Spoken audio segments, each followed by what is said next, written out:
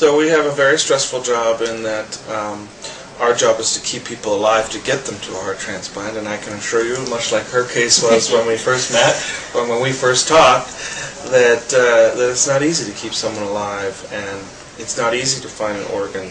So the main limitation for heart transplants is not the availability of recipients, it's the availability of potential donors. And so it's trying to keep someone going and keep them alive and keep them in a shape where they could withstand what is, for all intents and purposes, a very major surgery. We have to keep them in good enough shape to be able to withstand that kind of surgery in a time frame where we can find an organ for them. And there's a lot of things that need to come together for a story like this to happen. And in Patti's case it did. I wish I could say it happens in every case, but that's not the case.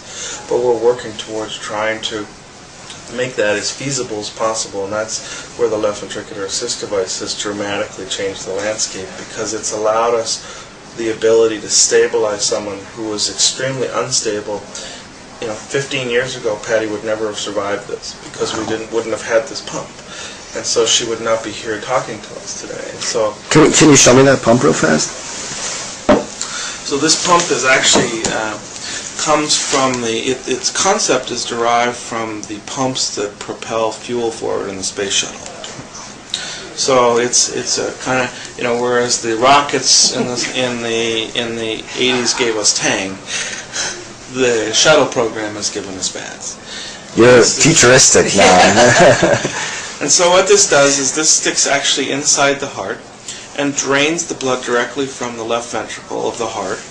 And as a result, it then goes through this pump, which is basically like a turbine that continuously propels blood forward. And then this tube then connects up to her aorta, and that then all the blood that's coming out of this pump and being propelled forward goes out through the aorta to the rest of the body. And so essentially what we have is a heart in parallel. So this is what it would look like. So her heart is still in place, as opposed to a total artificial heart, where we take out their heart and put in a total new heart. In this case, this is what we call a left ventricular assist device, so we're assisting the heart. Her heart was in place throughout until her transplant. And in parallel to that heart, we were pumping. So she had both